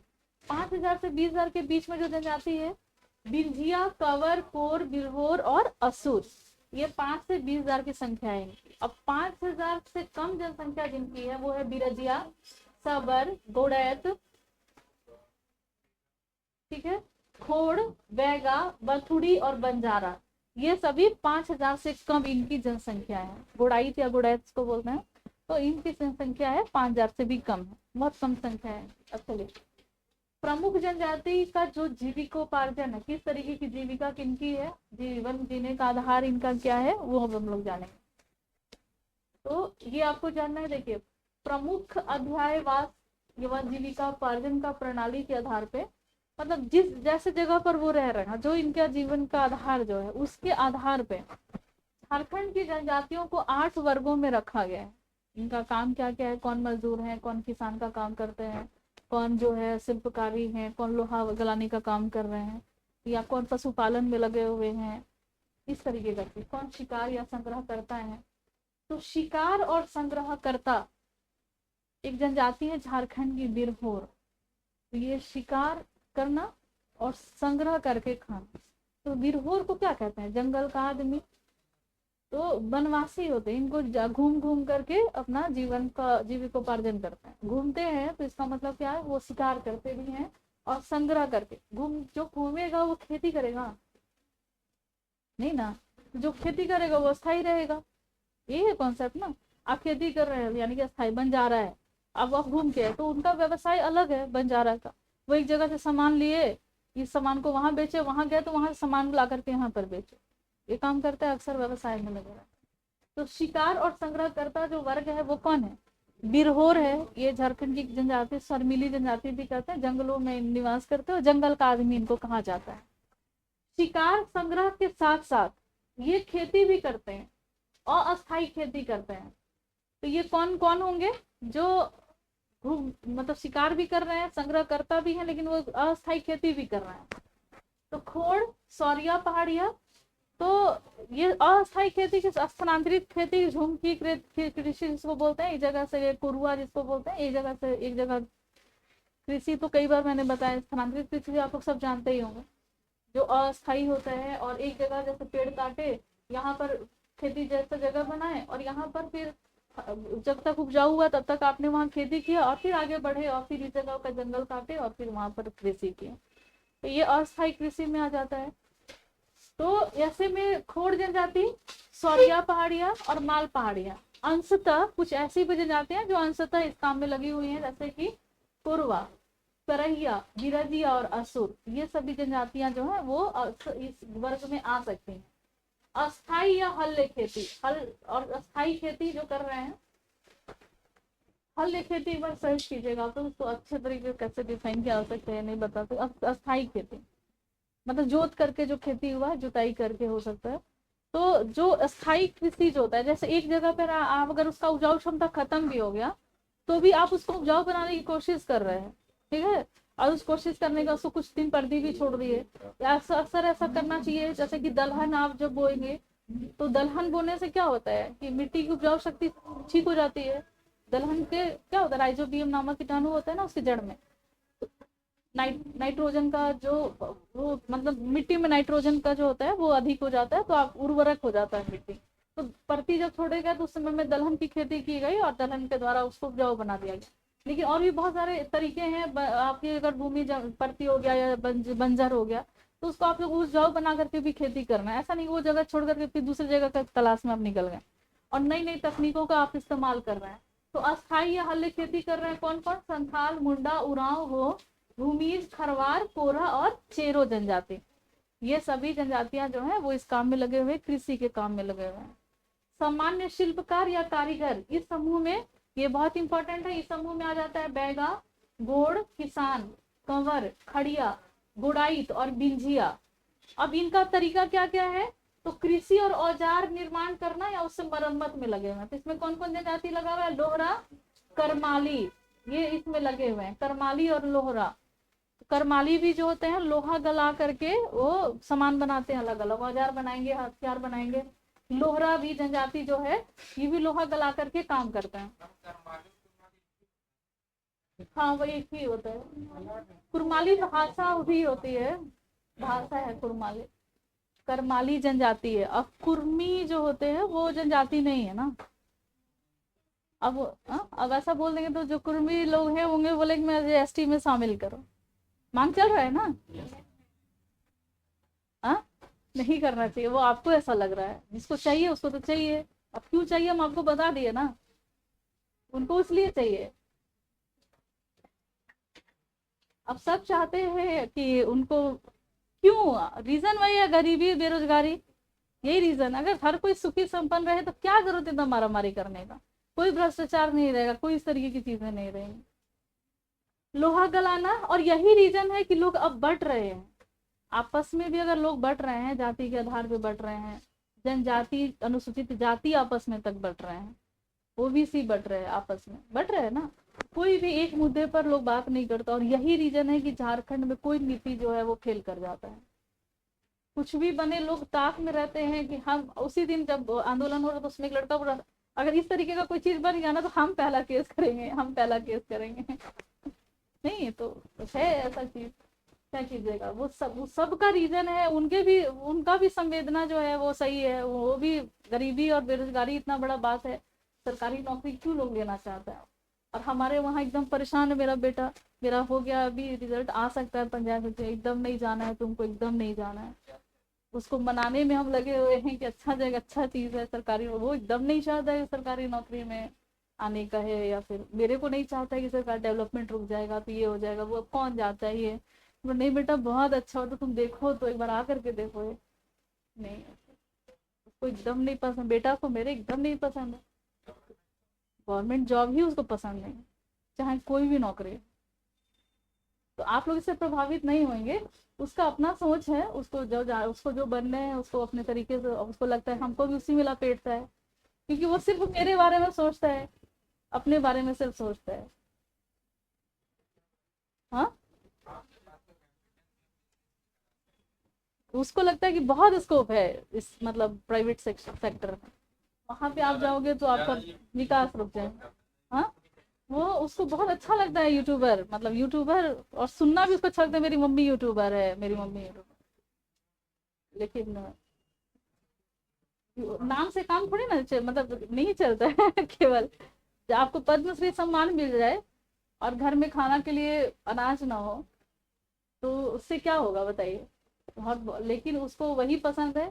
सबका अपना अपना क्राइटेरिया होता है, हम भी चाहते हैं कि हो सके उसके सोच में ही चलो ढलते हैं उसके हिसाब से, और हमको जो समाज के लिए काम करना होगा वो तो हम करते ही रहेंगे। लोहा गलाना, लोहा कार्य करना, ये असुर और कोल जनजाति करते हैं। ठीक है, बुनकर जो है कपड़ा बुनने वाला काम चीख बड़ाई करते हैं जो कपड़ा बुनते हैं। और फिर टोकरी चटाई आदि बनाने वाला जो काम होता है ये महली जनजाति करते हैं, तो ये इन लोगों का काम है। अब देखिए पशुचारी वर्ग जो पशुओं को चराते हैं, तो प्रायः देखिए कोई ऐसी जनजाति जो नहीं है, जो है वो दुग्ध उत्पादक नहीं है, कोई ऐसी जनजाति दूध उत्पादक नहीं है, किंतु भिजिया, बिरहोर, बंजारा छोड़ करके प्राय जितनी भी जनजाति है वो थोड़ा बहुत पशुपालन का काम कर लेते हैं। ये लोग नहीं करते हैं भिजिया, बिरहोर, बंजारा, क्योंकि ये लोग को तो इधर उधर घूम करके अपना जीविकोपार्जन करते हैं, तो इन लोग जो है तो ये पशुपालन नहीं करते हैं। अधिकांशतः सुअर, बकरी, मुर्गी और गाय भैंस थोड़ा कम, लेकिन सुअर, बकरी, मुर्गी आदि ज्यादातर ये लोग पालन करते हैं। इस प्रकार पशुचारी वर्ग कोई नहीं है, ऐसा नहीं है कि एक ऐसा कोई वर्ग हो जनजाति का जिसको आप सिर्फ इस वर्ग में डांट दीजिए कि वो पशु पालन करते हैं, तो ऐसा कोई जनजाति नहीं करते, अधिकतर सभी हैं, बिंजिया, बिरहोर और बंजारा को छोड़कर लगभग सभी जनजातियां जो हैं वो पशुपालन का काम करती हैं। और क्या क्या पशुपालन करते हैं, सुअर, मुर्गी, बकरी, गाय भैंस थोड़ा बहुत।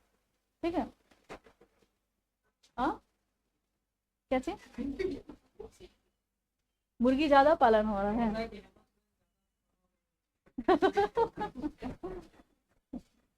देखिए उनका कहना, देखिए हम लोग भले उसका अलग अलग तरीके से ले रहे हैं, वो अलग बात है। देखिए कहने का मतलब क्या है कि अगर आपने मुझसे नौकरी मांगा तो आप हमसे बोलेगी मैम हमको नौकरी चाहिए, और मेरे हाथ में है, हम आपको नौकरी दिला सकते हैं, तो हम आपके माइंड को डाइवर्ट करते हैं, नौकरी ही सब कुछ है, अंडा पालिए, मुर्गी पालिए, बकरी पालिए, बत्तख पालिए, वो अलग चीज होता है। तो आप गुस्सा आ जाते हो, भैया हम आपसे नौकरी मांग रहे हैं और आप हमको ये सब बता रहे हो। आप आइए मेरे पास कि मैम रोजगार नहीं हो रहा है, मेरे घर में खाने को अनाज तक नहीं है, कुछ भी कोई भी काम कर रहे हैं सक्सेसफुल नहीं हो रहा है, कोई तो उपाय बताइए हम कैसे करें, मतलब कैसे अपने जीवन को चलाएं, कैसे क्या करें।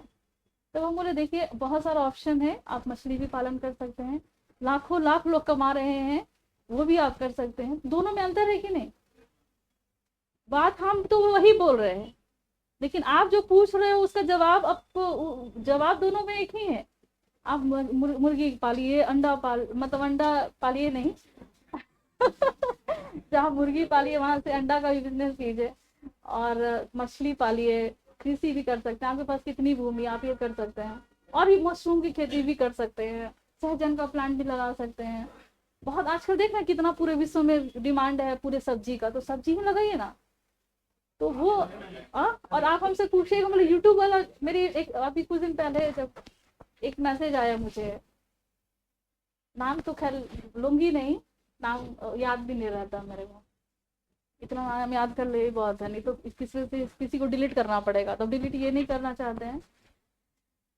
एक मैसेज आया मुझे कि मैम मेरा शादी हुआ 6-7 माह हुआ है और शादी हो गई जिस लड़के से मेरी मम्मी की पसंद से शादी हुई है।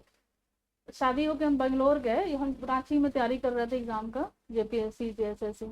और शादी हो करके जब हम बेंगलोर गए तो मेरा हस्बैंड जो है वो मेरे को टॉर्चर करना शुरू कर दिया, मेरे को मार पिटाई करना शुरू कर दिया। और बहुत ज्यादा दहेज दे करके शादी हुआ था, गाड़ी भी दिलाया था, पैसा वैसा भी ओवर जाना। हाँ नहीं, मेरा शादी हुए 17 साल हो गया, 18 साल। ये एक लड़की का भी मैसेज, अभी करंट का मैसेज मुझे मिला है। मतलब मेरे कहने का मतलब है कि आप किससे क्या डिमांड कर रहे हैं तो उसका जवाब क्या होता है। जैसे आप सरकार से यही ना डिमांड कीजिएगा नौकरी के लिए, अब तो सरकार के हाथ में होता है कि आपको नौकरी आपको दे सकते हैं, बहुत सारा वैकेंसी ला सकता है। और नहीं लाता तब ना जब आपके यहाँ भरपूर रहता, सीट फुल रहता, तो आप भी समझते भाई हर विभाग में तो पूरा सीट फुल है, तो आप कहाँ से दीजिएगा नौकरी। बच्चा मूर्ख नहीं ना बैठा हुआ है, सब युवा जानते हैं। लेकिन युवा को पता है कि सीट खाली है, शिक्षक के अभाव में बच्चे नहीं पढ़ाई कर रहे हैं, सबको पता है। आप ये सब विभाग में सब रिक्त पद है, आप सिर्फ संविदा पे आप नौकरी दे रहे हैं और उसे उनसे जैसे तैसे काम ले रहे हैं और आपका काम चल रहा है। लेकिन मेरे पास जब मैसेज आया कि अब मैम मेरा लाइफ एकदम बर्बाद हो गया, हमको समझ में नहीं आता, हैंग हो जाए, ये हो जाए, वो हो जाए, क्या करें, मम्मी के पास आए हुए हैं, जमशेदपुर में आकर के रह रही हैं। बहुत हमको तकलीफ लगा। हम बोले कि देखिए आप बहुत कुछ कर सकते हैं। अब हम कैसे उनको बोल दें कि आप जेएसएससी जेपीएससी का तैयारी कीजिए। वो लॉन्ग टर्म प्लान है, आप कीजिए, लेकिन आप लंबा सोच करके कीजिए, तुरंत आपका ये लाभ देने वाला नहीं है। किससे तुरंत लाभ दे देगा। अब हम बोले उनसे कि ऐसा कीजिए ना कि आप ना मेरा बैच एक धुरीना पर है वो ले लीजिए और आप जेपीएससी और जेएसएससी का तैयारी कर लेना, तो कहिए तो जल्दे पर नमक छिड़क रहे और ये अपना बिजनेस जो है वो चला रहे। होगा कि नहीं, सच्चाई है कि नहीं। तो ये रास्ता ना बता करके मैंने उनको क्या बताया, देखिए आप ऐसा कीजिए कि आप एक यूट्यूब चैनल बनाइए। और चूंकि उनके मम्मी फैमिली जो है बहुत सक्षम है, मतलब पैसे वाले लोग हैं, ऐसा नहीं कि दुर्भाग्य है कि लड़का गलत चूज हो गया और शादी हो गई और वो लड़का खराब निकल गया, लेकिन फैमिली सक्षम है, आपको तुरंत इनकम की जरूरत नहीं है। तो आपको क्या है, आपको अपना एक मन लगाना है, आपको अपना समय जो है सही जगह पे लगाना है, सब वेस्ट करना है, वेस्ट नहीं होता है ये चीज। आपको अपना समय, आप कुकिंग भी कर, हो सकता है आपके अंदर बहुत ज्यादा हुनर हो, कोई और भी आप जैसे आप कुकिंग कर सकते हैं, आप पढ़ा सकते हैं, या फिर आप कोई ऐसा कोई काम कर सकते हैं, वहां पर आपका कोई मारा मारी नहीं है। आपको लोग समझेगा, 2-4 लोग भी अगर आपसे जुड़ जाएंगे तो आप बोलेंगे मैम हमको ये पकवान बना करके दिखाइए ना, मैं ये वो दिखाइए ना, कैसे आप बनाते हैं, पूरी कैसे बनाते हैं, आप सब्जी कैसे बनाते हैं, तो आपका भी मन उसमें लगेगा। आप हर 2 दिन के बाद वैसा वीडियो अपलोड कीजिएगा, जो आपका हुनर है वैसे लोग आपसे जुड़ते जाएंगे। तो मैंने उनको इस तरीके का टिप्स दिया, तो ये गलत नहीं है। मैंने बोला हाँ आप सिलाई ही की, तो ये गलत तो नहीं होगा ना। अब हम वही रहते मुख्यमंत्री और मेरे साथ अगर ऐसा हो जाता, अगर वो बोलती है हमको जेपीएससी जेएसएससी करना, अब उनको हम डाइवर्ट कर दे उधर, तो ये गलत होगा ना। तो ये सरकार आपको जो सुझाव दे रही थी वो गलत नहीं था, क्योंकि किसको दे रही है वो गलत था। आपसे मांगा क्या जा रहा है, आप दे क्या रहे हो। अब जैसे मेरा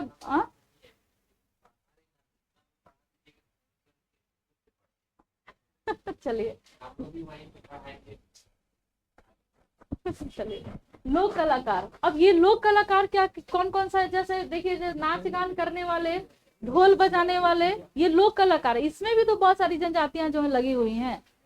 लोक कलाकार कौन कौन सी जनजातियां होती हैं, ढोल बजाने वाली जनजाति, खेल तमाशा दिखाने वाली जनजातियां। अब इसमें कौन कौन सी जनजातियां आ जाती हैं, जैसे महली आ जाते हैं, जो पूजा पाठ या विवाह के अवसर पर ढोल बाजा वगैरह ये बजाते हैं, तो महली जनजाति इस काम में ज्यादा लगी हुई है, ढोल बजाने वाले काम में या फिर नाच गान करने वाले में। अब देखिए मजदूरी, इसमें कौन कौन सी जनजातियां लगी हुई हैं, तो प्रायः सभी जनजातियां कमोबेश मजदूर के रूप में वो काम करती हैं। इस श्रेणी में कोई विशेष जनजाति नहीं है। अब मान लीजिए किसी के पास खेती करने की कोई जगह नहीं है तो वो मजदूरी करेगा, या खेत होने के बाद भी वो किसी दूसरी जगह पे मजदूरी के लिए जा सकता है। तो वो कोई ऐसा बंधन नहीं है किसी जनजातियों में कि हाँ ये जनजाति फिक्स है जो ये काम कर रही है। अब देखिए नौकरी, अधिकतर जनजातियों में कुछ लोग जो है वो नौकरी में भी लगे हुए हैं, वो भी फिक्स नहीं कि हाँ यही संथाल ही है तो उन्हीं को नौकरी मिलेगा, या वही लोग नौकरी में लगे हुए हैं। सर तो कोई भी जनजाति जो है आज के समय में नौकरी कर सकते, नौकरी में लगी हुई है, तो नौकरी भी करना है। अब हम लोग यहाँ तक जाने, क्या क्या जाने, प्रजाति के बारे में जाने, आप भाषा के बारे में आज जाने, नई जनजातियों के बारे में जाने और ये भी जाने कि कौन किसकी संख्या किसका आप रख रहे हैं, कितनी संख्या है उनकी और कौन कौन से काम में लगे हुए जनजाति। ये आपको सिर्फ एक आईना है। तो अभी तो पूरा बाकी है, ये पूरा एक संविधान की तरह आपको पढ़ना है जनजातियों के बारे में। ये फिर अब हम लोग इनके गांव के बारे में जाने, कैसा गांव इनका होता है, ठीक है। तो और ये चीज आपको आगे पढ़ना है। प्राय पहाड़ी के ऊपर ये रहते हैं। आप चूंकि झारखंड के संदर्भ में पढ़ रहे हैं तो अक्सर ये पहाड़ियों पर, पहाड़ी के ऊपर रहेंगे या वैसे ढलानों पर रहेंगे या फिर नीचे पहाड़ों के नीचे या सपाट भूमि पर या अपने छोटे छोटे गांव बना करके ये रहते हैं। ढालों पर बिखरे हुए, जहाँ ढाल होगा ना यहाँ पर इनके गांव जो होंगे बिखरे हुए होंगे। और जो यहाँ पर तराई वाला जगह पर होगा यहाँ पर गांव जो होता है वो सघन होता है। अब इसका भी रीजन क्यों, क्या रीजन है आप बताइए, क्यों ढलानों पर ये बिखरे हुए हैं और क्यों गिरिपाद यानी कि जो तराई वाला जगह, जो तली वाला जगह, यहाँ पर ज्यादा इनका सघनता होता है। बिल्कुल, उपजाऊ भूमि बहुत मैटर करता है कि आपका जो भूमि है वो कितना उपजाऊ है। वहाँ लोग ज्यादा, वहाँ की संख्या ज्यादा होगी, वहाँ उनको जल मिल रहा होगा, उपजाऊ भूमि मिल रही होगी, सभी तरह की सुविधाएं जो है आपको यहाँ प्लेन में मिल रही होगी। लेकिन जो इस तरीके का जगह है यहाँ पर कृषि करना भी थोड़ा टफ होता है, रहना भी टफ होता है, बार बार चढ़ के जाओ, बार बार चढ़ के उतरो, ये भी दिक्कत है ना। हम रहे हुए पहाड़ी पे इसलिए आपको बता रहे हैं। और पहाड़ी ऐसा पहाड़ी पे नहीं रहे, मतलब पहाड़ पे एकदम। आप सुने होंगे अल्मोड़ा, सुने हैं अल्मोड़ा का नाम सुने आप लोग? कहाँ पर है ये, किस राज्य में आता है? हाँ, कहाँ? अल्मोड़ा नहीं, उत्तराखंड में। अल्मोड़ा उत्तराखंड में है। और बिनसर आप लोग सुने हो? नहीं, बागेश्वर, बिनसर, रानीखेत, नैनीताल, तो ये इसी के बीच में। जैसे कि आप जब नैनीताल है वो भी बहुत ऊंचाई पर है, नैनीताल से ही आगे जब आप 30 किलोमीटर और आगे जाइएगा, 30 नहीं 60 किलोमीटर, नैनीताल से 60 किलोमीटर और आगे जाएंगे, उतना उससे कई गुना ऊंचाई पर ये अल्मोड़ा एक जगह है। और ये यहाँ पर जो ये जो ऐसे ऊंचाई पे है और इसमें जो मोहल्ला होता है ऐसे होता है।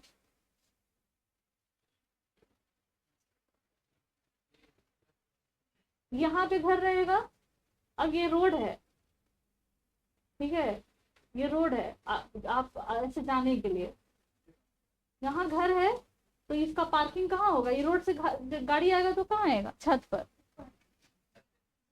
पार्किंग अक्सर छत पे होता था। फिर यहाँ से सीढ़ी आएगा, सीढ़ी से निकल के आप ऐसे घर में जाइए। और ये इस तरीके से ऊंचाई पर है।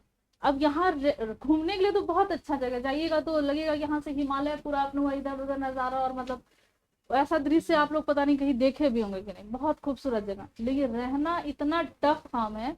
सबसे पहला चीज की पानी, यहाँ आपको पानी नहीं मिलेगा। सप्लाई वाटर, जैसे अब हम लोग प्लेन की तरफ, आप लोग इधर इतना पानी यूज करते हैं, लगेगा कि पानी का क्या कीमत है, वो उससे जगह पे रहने से पता चलता है जो पहाड़ी पे रहता है। आप लोग अगर किसी पहाड़ी पे रह रहे होंगे जहाँ पानी का किल्लत होगा, आपको पता होगा सप्लाई वाटर पे डिपेंड करते हैं आप, क्योंकि बोलते हैं ना कि पहाड़ों का जल जो होता है वो पहाड़ों के काम में नहीं आता है। अधिकतर झील, झरना, नदी पहाड़ों से ही है, लेकिन पहाड़ का जो पानी है वो वहाँ के लोगों के काम का नहीं है। वहाँ पर लोग नौला पे या फिर वो सब, यहाँ भी झारखंड में भी ऐसा जगह है। यही रीजन है कि आपको बिखरे हुए आपको लोग यहाँ पर ढलानों पे कम मिलेंगे और ये जगह पर आपको जनसंख्या, यहाँ पर आप किसी भी पहाड़ी जगह पे आप जाइएगा जनसंख्या घनत्व तो बहुत कम होता है। जनसंख्या घनत्व तो प्लेन वाले एरिया में ज्यादा होता है। जलवायु भी बहुत कुछ डिपेंड करता है। मैदानी क्षेत्र में गांव प्रायः टाट भूमि पर बने हुए, और जो मैदानी वाला भी जगह, चूंकि पठारी जगह है ना झारखंड, अब जैसे कि एक मैदानी वाला मैदान जगह है, लेकिन यहाँ भी ऐसा नहीं है कि बहुत प्लेन ही आपको हर जगह मिल जाएगा, तो थोड़ी बहुत ऊंचा नीचा होगा। और जो नीचे वाला जो भूमि होगा उसको छोड़ दिया जाता है किस चीज के लिए? कृषि के लिए। और जो यहीं पर जो टाट भूमि है जहाँ पर हम खेती का काम नहीं कर सकते हैं तो वहाँ घर बनवा लेते हैं। तो आपको मैदान में भी जो टाट भूमि है, जो ऊंची भूमि है, वहां पर आपको घर मिल जाएगा। बिरहोर का टंडा, इसलिए मैंने यहाँ लिखा है क्योंकि यहाँ से क्वेश्चन पूछा गया है एग्जाम में। टंडा, कुंभा, ये सब क्या होता है? तो देखिए, बिरहोर का टंडा, टंडा किसको कहते हैं? बिरहोर। और बिरहोर आपने पढ़ा है क्या? जो जंगलों में भ्रमण करते हैं, बिरहोर वही ना, जंगल का आदमी। तो टंडा, इनका गांव होता है। बिरहोर का टंडा यानी कि जो गांव इनका हुआ, वो तो केवल 5-7 कुंभों का समूह होता है। और कुंभा मतलब क्या होता है, झोपड़ी। तो कुछ जो बिरहो, क्योंकि ये तो घुमंतु होते हैं, घूमते हैं इधर उधर, तो एक साथ समूह में रह नहीं पाते, ये तो अपना कुंभा बनाते हैं। और इनके 5 ही 7 कुंभा का इनका एक गांव हो जाता है। ऐसे तो गांव में बहुत सारे घर आपको मिलेंगे ना, तो इनका 5 ही 7 में इनका गांव बच जाता है। ठीक है, 5-7 कुंभा हो गया, 5-7 झोपड़ी हो गया, तो समझिए कि इनका गांव है बिरहोर का। और बिरहोर का टंडा, टंडा किसको कहते हैं, तो ये गांव को कहते हैं। अभी आपको इसके बारे में भी बहुत कुछ डिटेल में पढ़ना है। अखड़ा, अक्सर अगर आसान क्वेश्चन पूछता है तो अखड़ा पूछ देता है कि अखड़ा क्या होता है। आप किसी के लिए यही सबसे ज्यादा टफ हो जाता है, और उनके लिए जो कि झारखंड के नहीं है और उनको कुछ भी नहीं पता है झारखंड के बारे में, वो पहली बार सुन रहे होंगे कि आखिर अखड़ा होता क्या है। अखड़ा वर्ड ही उनके कान में पहली बार जा रहा होगा। तो लेकिन आपके लिए आसान है, आसानी से आप इसका आंसर कर सकते हैं। क्या हुआ, नहीं आपके लिए तो बहुत आसान चीज है। जैसे गांव, अखड़ा होता क्या है झारखंड में, तो ये गांव के मध्य में अखड़ा जो होता है वो नाचने गाने का खुला स्थान होता है, गांव के बीच में होता है।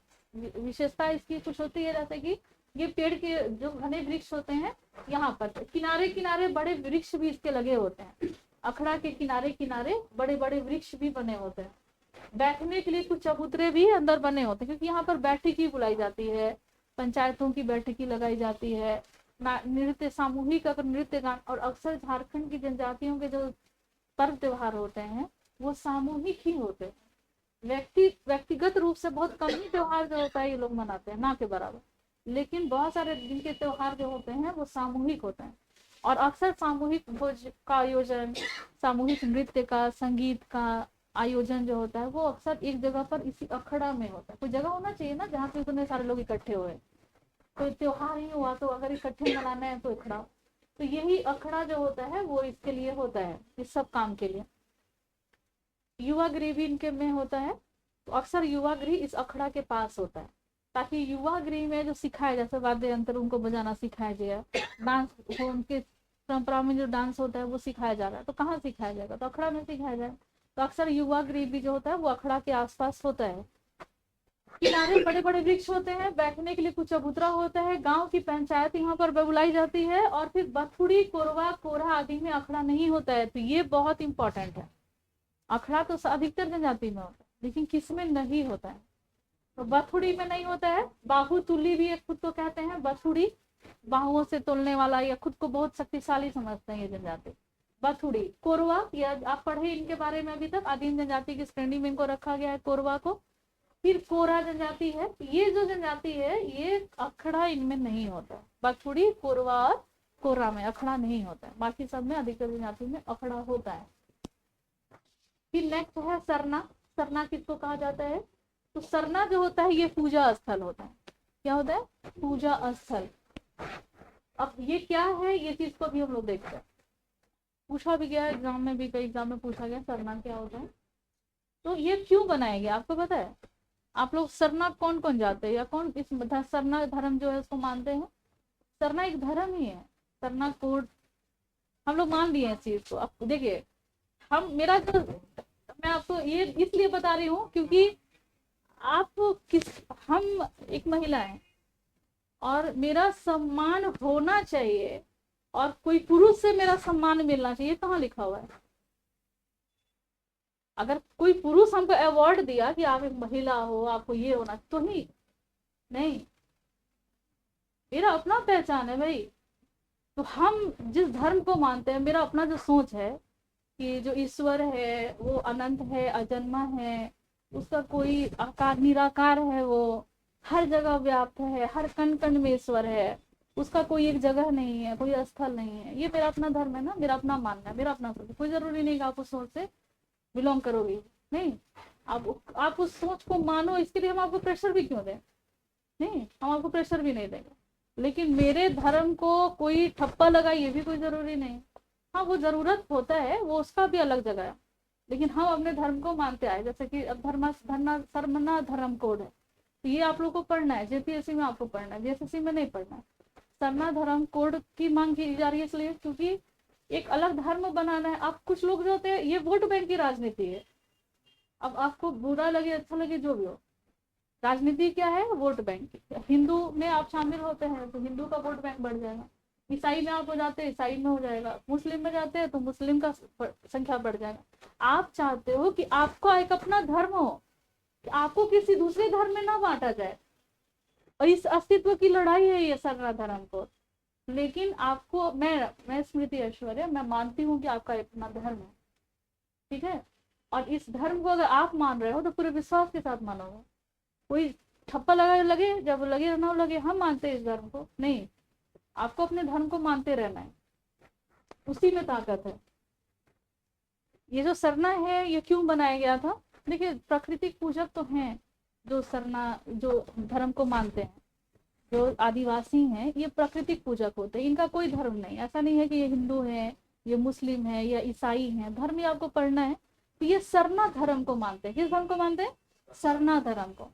और इस धर्म में प्रकृति की पूजा की जाती है, जैसे वृक्ष हो गया, किसकी पूजा होगी, सूरज की पूजा की जाती है, पहाड़ की पूजा की जाती है, जो प्रकृति है उसकी पूजा की जाती है, हवा की पूजा की जाएगी, बारिश की पूजा की जाएगी, कृषि खेती की सिंचाई फसलों की पूजा की जाएगी। तो यहाँ पे क्या है कि आखिर सरना स्थल क्यों बना, तो क्या करते थे जनजाति रहने के लिए, आखिर जीविकोपार्जन के लिए, जब ये लोग कृषि करना सीखे तो कृषि करने के लिए क्या करते थे, पेड़ को काटते थे, जबकि पेड़ क्या था इनके लिए, पूजनीय चीज था। अब मेरे देवता हैं, हम उनको काट रहे हैं, तो इस कहीं ना कहीं उनके अंदर ये बोध होता था कि नहीं हम पाप कर रहे हैं, हम गलती कर रहे हैं, लेकिन आखिर करना था, पेट का सवाल था। तो उसके लिए क्या करते थे ये लोग कि उसका जो झुरमुट होता था, जो कटा हुआ भाग हुआ या फिर उसका कोई हरा भाग हुआ, उसको एक गांव में ही एक जगह पे रख दिया जाता था, ताकि अगर कोई भी कुछ चिन्या चीज हो रहा हो तो हम लोग उनको अर्पित करेंगे, ठीक है, उनको हम लोग सम्मान देंगे, तब जाकर के उसकी शुरुआत उसके बाद हम लोग करेंगे, फिर भोजन ही हो गया या कुछ भी अनाज, हम लोग उनको काटे उस जगह से, तब तो उस जगह पे हम कृषि किए, फिर कृषि करने के बाद जो सामान जो बचा हुआ चीज निकला, फिर उनको हम लोग चढ़ावा चढ़ाते हैं, उसके बाद उसको हम लोग खाते हैं। तो इसके लिए एक जगह चाहिए था, और वो जगह कहाँ पे बनाया गया, जहाँ पर उस झुरमुट को रखा जाता है, पेड़ को काट करके, पेड़ या फिर पेड़ का जो उसका जो होगा वहां रखा होगा, तो उसको बचा के रखा जाता था उस झुरमुट को। और उस झुरमुट का जो जगह था उसको क्या नाम दिया गया, सरना, उसी को क्या की शुरुआत हुई थी वहां पे उस तरीके से, ठीक है, उसको क्या कहा गया, सरना। कॉन्सेप्ट क्या था सरना बनने का, पता चल गया आप लोग को ना, समझ में आया ना। आपको पता है झारखंड में भूत की भी पूजा होती है, हाँ होता है ना, जबकि भूत का पूजा कौन करता है, करते हैं ना हाँ, अब जैसे कि मान्यता है कि जैसे कि खेत है, अब खेत में अच्छी आत्मा बुरी आत्मा सब रह रहे हैं, अब आप अच्छा चीज मान रहे हो तो बुरा चीज भी तो मानना ही है ना, तो अच्छी आत्मा बुरी आत्मा सब होती है, और सबका आशीर्वाद चाहिए। नहीं, अगर हम देवता को अन्न को चढ़ा रहे हैं तो हम भूत को भी अन्न को चढ़ाएंगे, ताकि हमारे जो खेत की रक्षा जो भूत भी कर रहा है वो भी खुश रहे, होता है ना। उस पूजा के बारे में आप लोग पढ़ेंगे, आप चूंकि जनजाति के बारे में पढ़ना है बहुत सारी। अब देखिए मैंने पता नहीं आप लोगों को पता है कि नहीं, आपको मैंने ये बताया है कि नहीं, जब मैंने मुझसे मांगा गया, अलग अलग ऐप पे जब आप जाएंगे ना काम करने के लिए, तो आपसे वीडियो मांगा जाता है कि आप ये वीडियो जो है आप दीजिए मुझे, कैसा क्लासेस लेते हैं क्या है।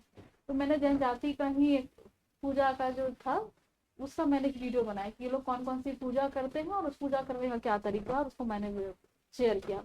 जब उन लोगों ने उस वीडियो को देखा तो बोला ऐसा भी होता है क्या, मुर्गा चढ़ाया गया, बलि दिया गया, जब सुनो तो भैंसा का बलि, काड़ा का बलि, तो मुर्गे की बलि, तो हड़िया चढ़ाया जा रहा, तो शराब चढ़ाया। हाँ ऐसा होता है, और ऐसा ही अधिकतर होता है यहाँ पर, हमारे यहाँ ऐसे ही होता है। तो बहुत अनोखा है यहाँ का जो जनजाति का जो परंपरा है, और काफी इंटरेस्ट आएगा आप लोग को इसको पढ़ने में।